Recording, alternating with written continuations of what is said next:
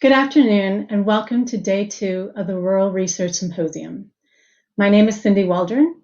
I'm the VP of Research and Analytics for Single Families Housing Insights and Solutions Group under Client and Community Engagement.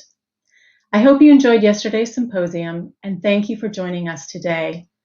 I am pleased to participate in hosting the second annual Rural Research Symposium to better understand the rural community and provide thought leadership to empower, support, and strengthen communities by gaining a deep understanding about what affects rural housing so that we can create and encourage the development of data-driven solutions.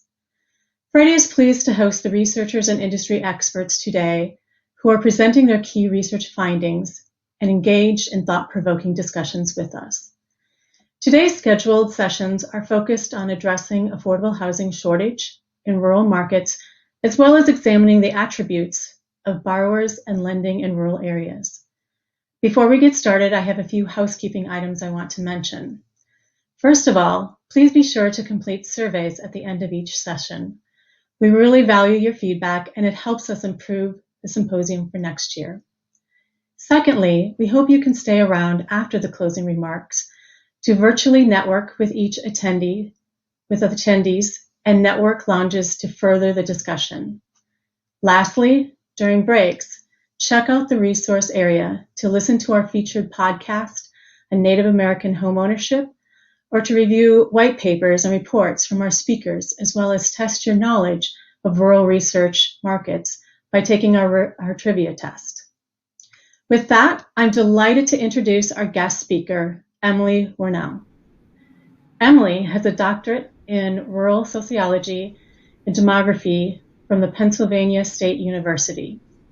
She is currently a research assistant professor at the Indiana Communities Institute and the Rural Policy Research Institute Center for the State Policy at Ball State University.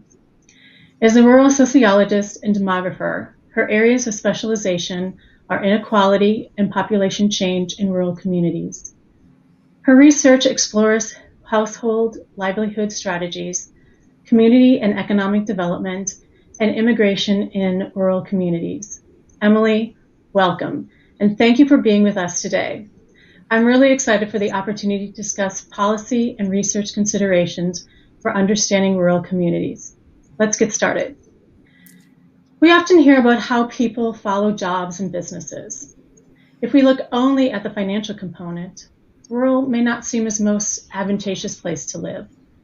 So why live in rural areas? What is the attraction to staying or moving to rural areas? Thank you, Cindy. And first of all, I would just like to say thank you to everyone at the conference for inviting me. I am honored to be here and I'm excited to have this conversation with you and hopefully to continue this conversation after this presentation as well. And thank you for the question. That's just jumping in to some of the hard stuff right at the beginning. It's interesting because we do often hear that people follow jobs and businesses, but the work that my colleagues and I have been doing over the last several years actually shows that this is largely not true. So that's kind of what the premise of most economic development is based off of, is that people are going to follow jobs. So you really want to try to increase the number of jobs that you have in your community. But what we find is that really this hasn't been true since at least the 1980s. And people choose the communities that they want to live in based on the quality of life that they're looking for, and then they're willing to commute to jobs.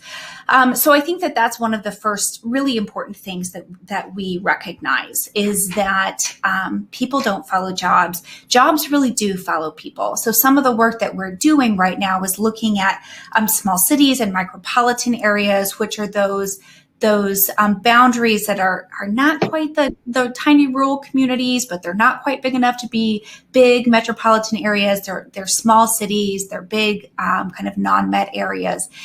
And what we've found is that quality of life indicators are actually correlated with both population growth and business growth, whereas quality of business environment is not correlated with either of those things.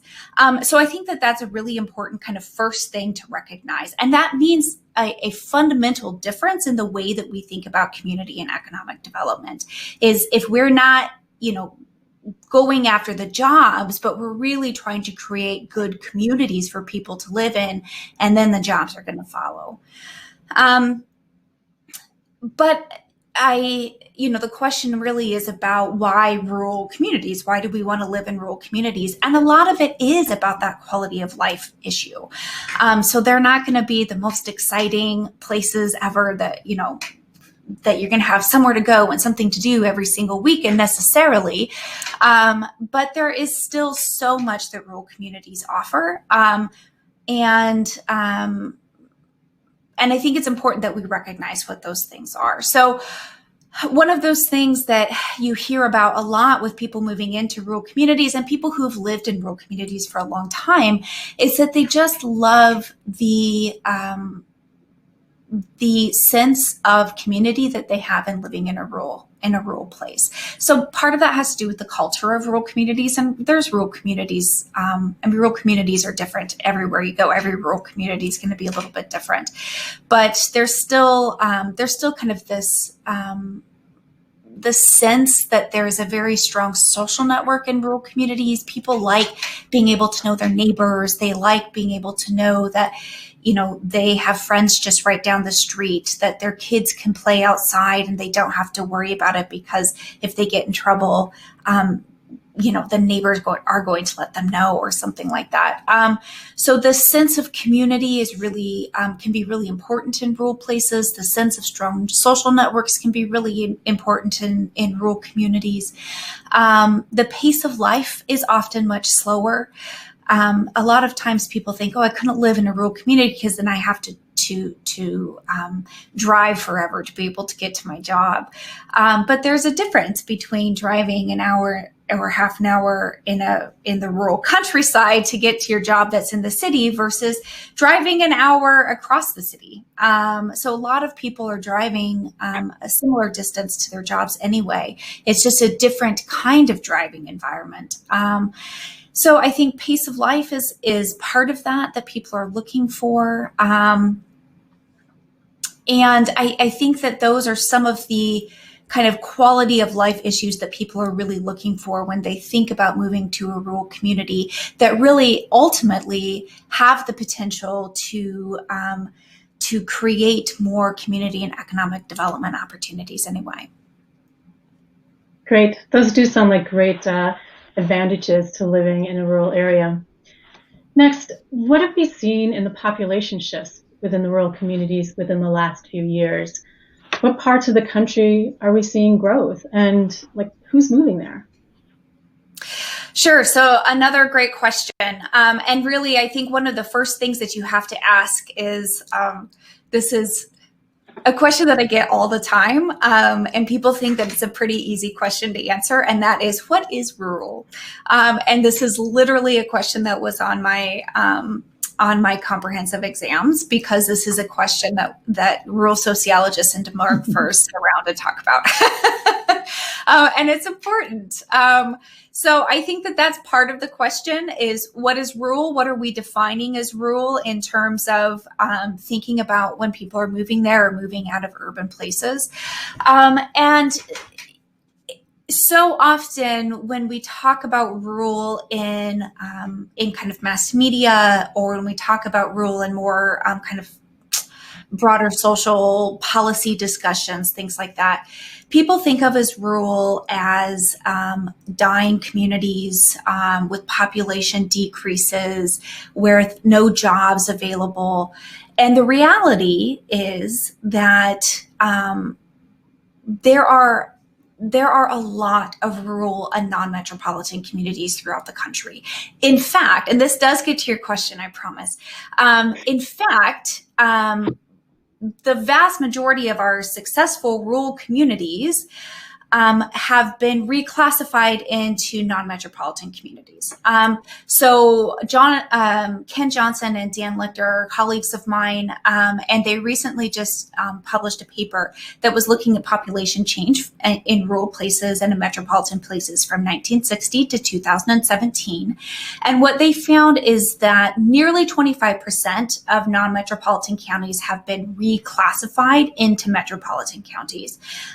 So those really successful rural places that we're talking about are so successful that they then get so many people are moving there that they get reclassified into metropolitan counties. In fact, they also found that since 1970, all of the growth in metropolitan areas has come from reclassification of non-metropolitan areas rather than specific growth within metropolitan areas themselves.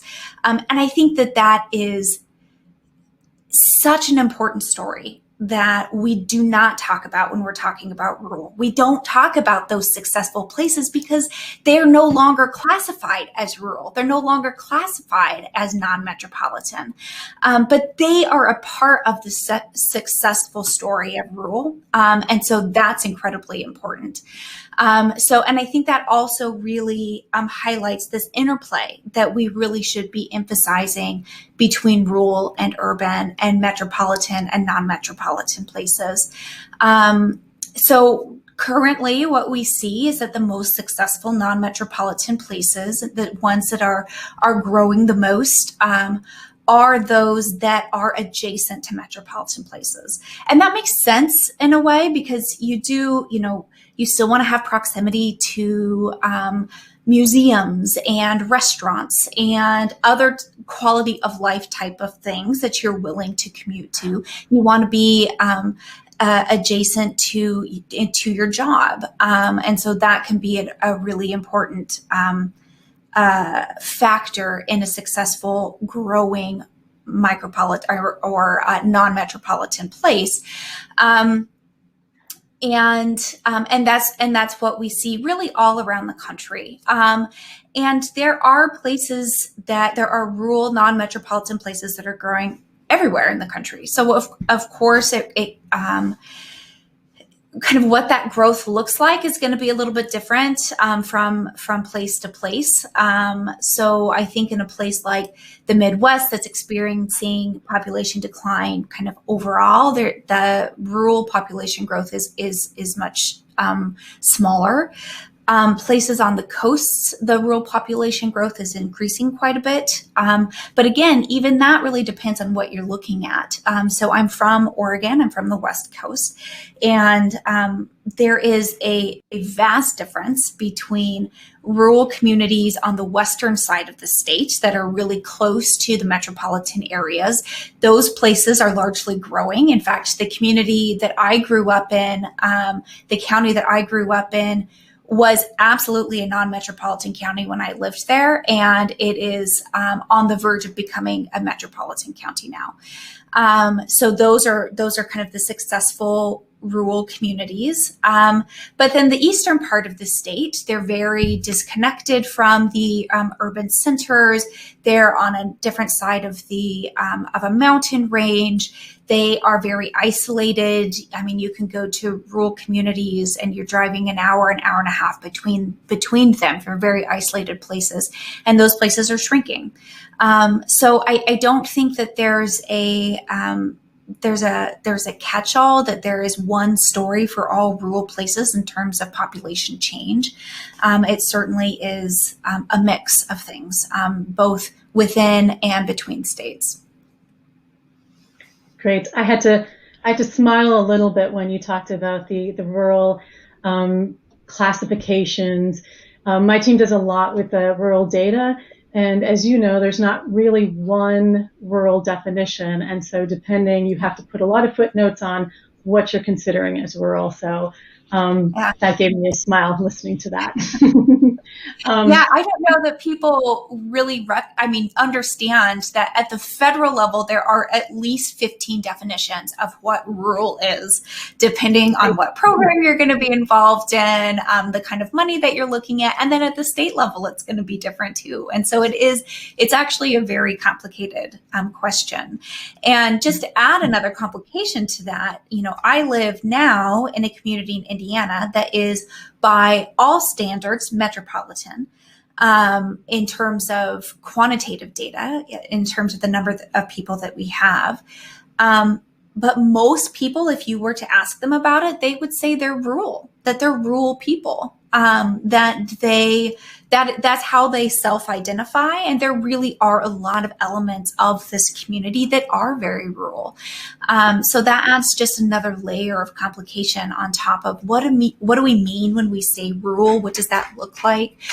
Why are we defining it? I mean, that's going to change from research to research or from reason to reason. And then how are people describing themselves, I think, is a really important part of that too. Yeah, that's a great point, how they're self-identifying, and that does add a lot of complications. And so I did wanted to bring that up and kind of smile at the rural is not rural for everybody. So anyway, the next question, I know that you've studied a lot with immigration, so I'd like to understand how you think immigration plays a part in the population shifts and the ecosystem of the rural markets. Yeah, absolutely. This is a really big one. Really what we're seeing across the country is that rural communities are experiencing growth in their immigrant population. So really traditionally immigrants were concentrated in metropolitan areas of 5 states, and the ones that you would expect: California, Texas, Illinois, New York, and depending on the time that you do the estimation, either New Jersey or Arizona is another big one. And really that was the concentration of immigration was there for a lot of reasons. Starting in the 1990s, we saw a really unexpected dispersal pattern of immigrants all over the country. And so places that hadn't seen a lot of immigration in, the last 100 years anyway, were all of a sudden experiencing a lot of immigration coming to their community. And a lot of these places were rural. And what we see now, this has been a 30-year shift in population trends. And what we see now is that really a lot of rural communities that would otherwise be losing population, because rural has been losing population for quite some time, are seeing their populations stabilized or even increased because of immigration, which is just a vastly different situation than they were in even, 20 years ago, but certainly 30 or 40 years ago. And I was just talking to a community here in Indiana last week about what this means for their community, because all of their population growth in the last 25 years is what I think we were looking at. All of their population growth in the last 25 years has come from immigration, an increase in immigration and an increase in the Latinx populations. And so if not for those communities or those populations, they would be experiencing population growth, just like all of their neighboring rural communities were. But there hasn't really been a recognition of this by the community itself. And this is something that happens a lot, is there's this shift, and people don't really know what to do with that. They don't, they know that it's happening. And there's a discussion about immigration within the larger social and political conversation in our country, but they don't know what to do about it in their community. So one thing that we do quite a bit in the centers that I work with is work with communities to talk about what does it mean to have an increasing immigrant population in your community? What does it mean to have an increasing Latinx population in your community? And how do you develop and go forward and grow to become a community that's welcoming to all of these populations? And, I think a lot of the increase in immigrant population does come from Latin America, but certainly not all of it. So this particular community I was talking to actually has a really large Haitian population because they welcomed some Haitian refugees into their community. So I think when we think about these changing population dynamics in rural communities, it really does go back to some of the earlier things that I was talking about in terms of quality of life and being a place where people want to live. That also means creating a place that people want to live for the people who are there today. And for a lot of rural communities, that means a diverse population, including immigrants. So what does that mean in terms of community leadership? What does that mean in terms of economic development? What does that mean in terms of helping small business and entrepreneurs start new businesses? And so that's a conversation that rural communities need to be having, because it doesn't mean business as usual. When you have an increase of population coming from the Latinx population or coming from immigrant populations, there are challenges and struggles that those populations have that your long-term residents haven't experienced that need to be addressed. There are also assets and benefits that they can bring to your community that you might not have had access to in the past. But it might mean that you don't have community meetings or leadership meetings at 5 o'clock on Monday night at City Hall because that's the way that it's always worked in the past. It might mean that you need to change the time of your meetings that is more conducive to welcoming people of these more diverse communities.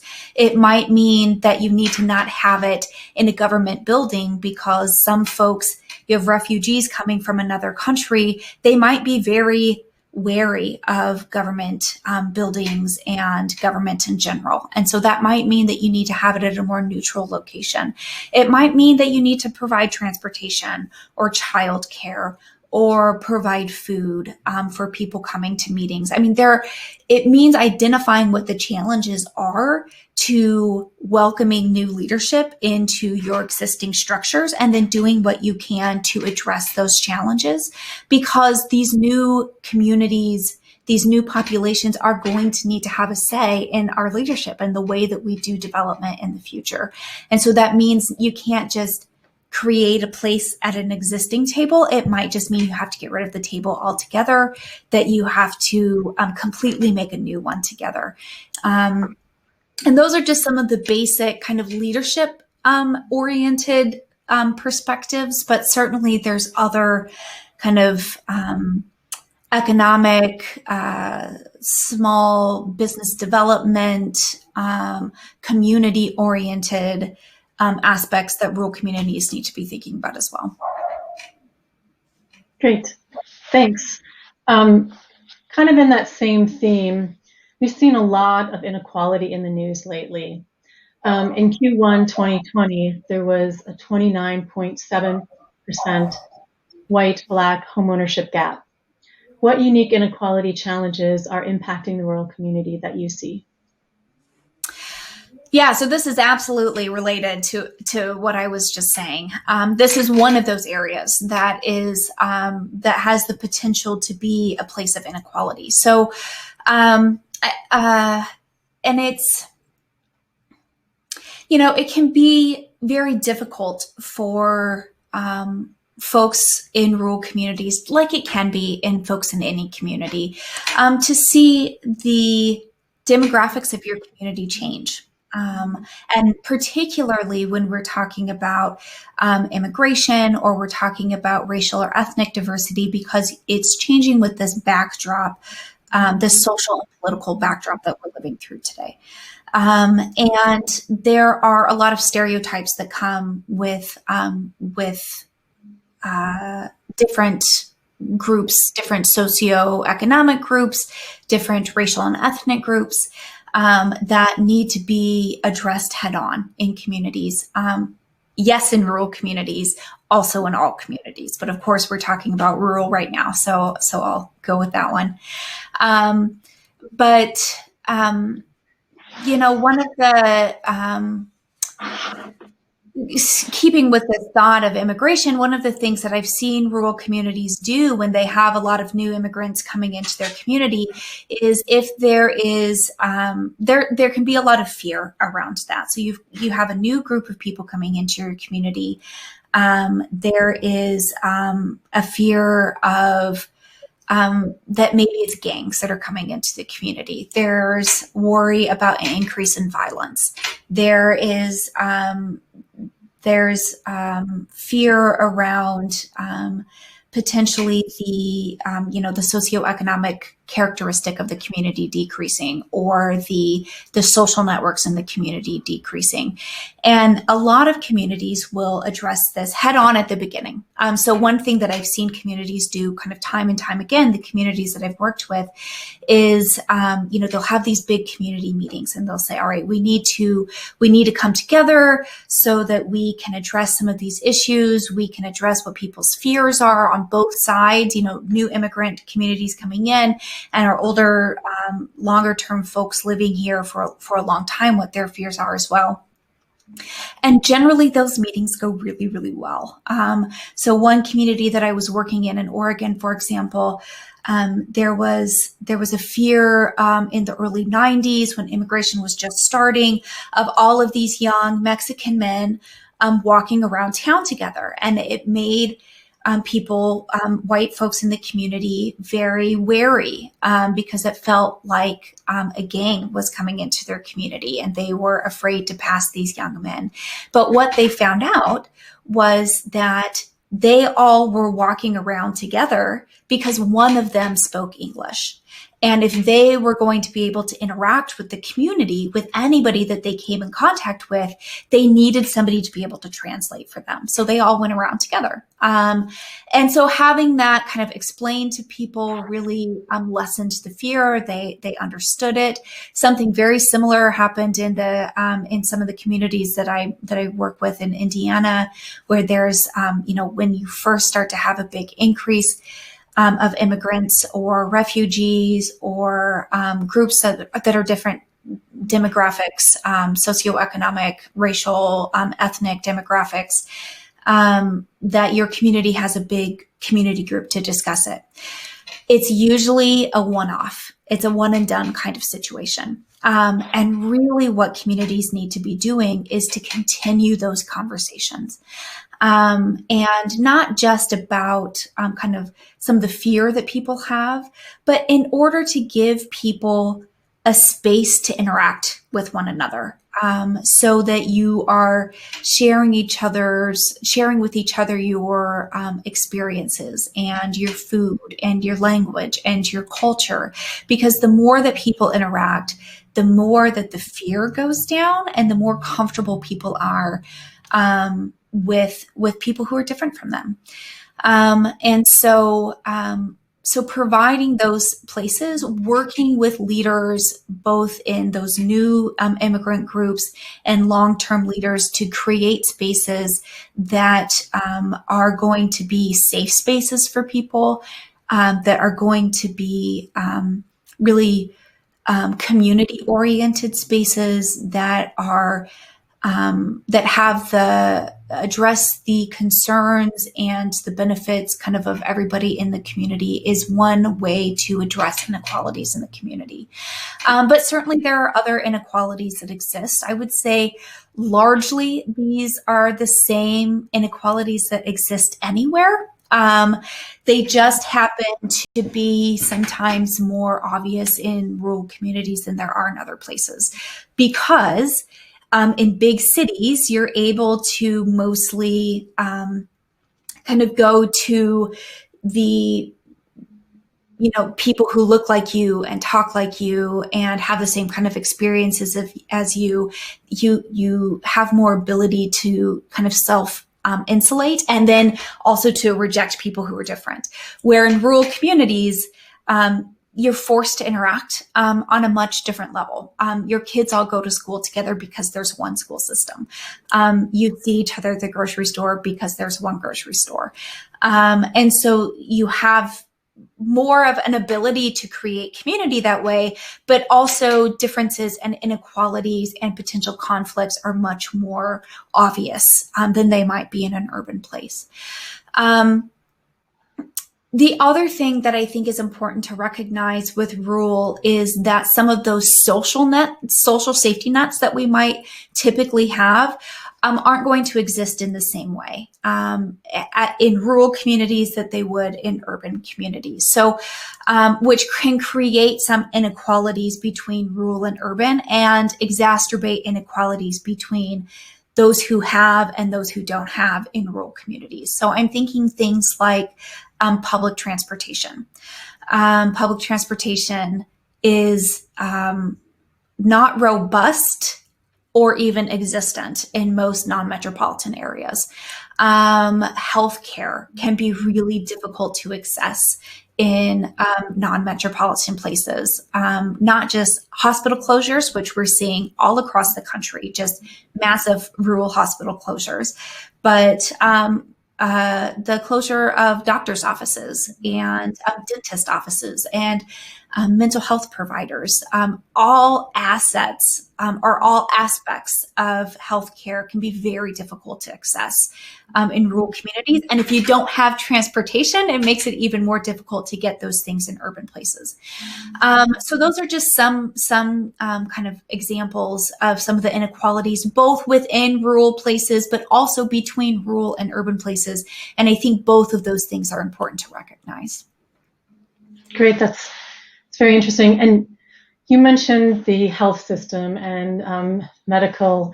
So I'm going to talk about what we're dealing with right now with COVID-19. So a lot of the research that I've heard recently and what you're hearing about, in particular, like in New York City, they're saying, a lot of in urban areas like New York are moving, and sometimes potentially even just like in Pennsylvania or someplace close, but in affordable areas or places that they can get more space. So what other things are you seeing? We're hearing that some people are moving, so I'm going to see if that's true, if that's what you're seeing within your research. And then other is, what are the impacts you're seeing from COVID-19? Sure. Yeah. You can't have a conversation at all today without having a conversation about COVID. And it does have really important impacts to rural communities across the country. So one of them certainly is that rural places are seeing an increase in population, that people are moving out of urban centers more into rural places. This was actually happening before COVID started. And it was actually kind of, again, going back to a previous question that you had, that some of our biggest cities for the first time in decades really saw population stagnation or decrease over the last decade or so, and a corresponding increase in more rural communities. Again, those ones that are closer into metropolitan areas or adjacent to metropolitan areas primarily. But you're seeing again an increase of people saying, one, we want to get out of urban centers because of this population density issue, right? It feels safer to be in a less dense area. And certainly rural communities saw a lag in their experience with COVID. Rural communities are absolutely dealing with COVID just like the rest of the country is now, but there was certainly a lag. And also just the opportunity more for people to to work from home, to telecommute. That's something that employers are offering as an option for a lot of people because of COVID, and it's working in most places. And so people have more of an opportunity. They may have wanted to move into a rural place for quite a while. In fact, some of the data that we have shows that over, I think it's 60% of the population wants to live in a small city or a rural community rather than live in a big city. And now people are getting the opportunity to do that where they didn't have those opportunities before. But that also does really highlight some challenges in rural communities that need to be addressed. And a big one is broadband access, or access to high quality fast internet service. And the vast majority of people in this country, I would say, don't recognize or realize that there are still swaths of the country that do not have internet access. And I mean, even just like I said, I live in an urban place, but just 5 miles out of town, I had a friend who lived 5 miles out of town, was, in the countryside, and the only kind of internet that they could have access to was satellite. And her husband was in the process of trying to find a job, and did not have the bandwidth necessary to even fill out job applications. And so this is a massive issue that rural communities all around the country are continuing to face, and that is going to really limit the amount of community and economic development that is able to occur in rural places, because people and businesses absolutely rely on having fast, reliable internet service. A study that we did here in Indiana shows that there was something like 40% of the children of school-age children didn't have access to the level of internet that they would need to have access to in order to complete their homework assignments. So now that we've seen so much more of our society moving online, I think now is the time to argue that having access to internet is not an issue of entertainment. It's not having access to Hulu or to Netflix. It is having access to primary education, which we all are guaranteed as citizens of this country. And there are rural kids throughout the country who do not have good access to primary education because they don't have good access to broadband these days. It's an issue of having access to civil society. I think we're probably going to be seeing a movement of voting online. And that means that we need to have everyone in our society needs to be able to have access to that. We've already seen town halls happening online. We've seen state legislatures moving online with their committee meetings, having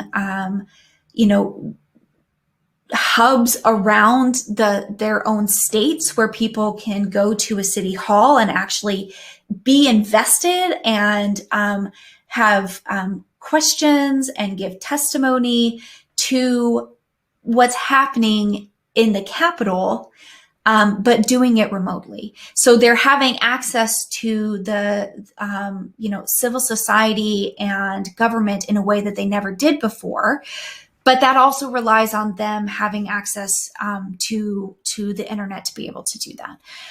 Business development 100% relies on access to reliable internet. So I think we're seeing lots of opportunities from COVID for rural communities, but those opportunities are also really highlighting challenges.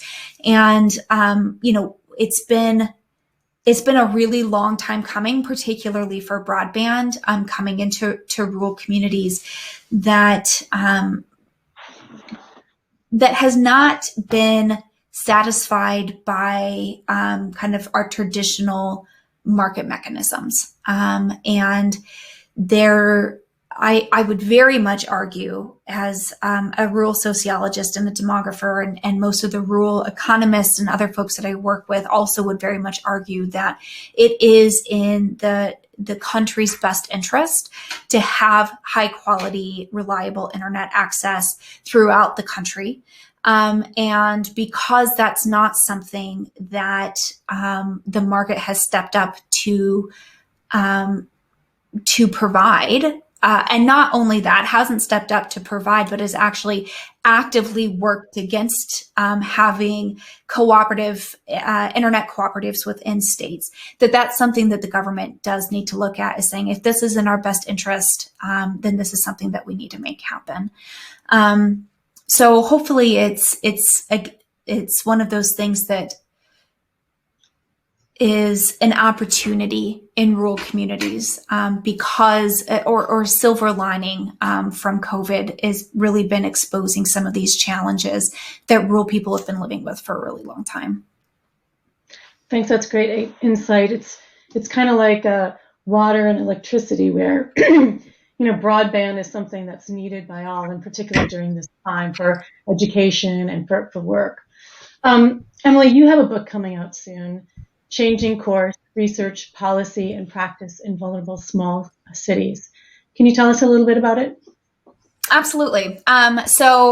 I would say it's not my book. I'm an editor along with my colleagues, Jim Conley, who is at the Center for Middletown Studies, which is a very famous center for sociologists, and Dagny Falk, who is an economist at the Center for Business and Economic Research here, and those are both here at Ball State. And so all three of us are editors of this book that's being published by the Cornell University Press and should be coming out in the spring.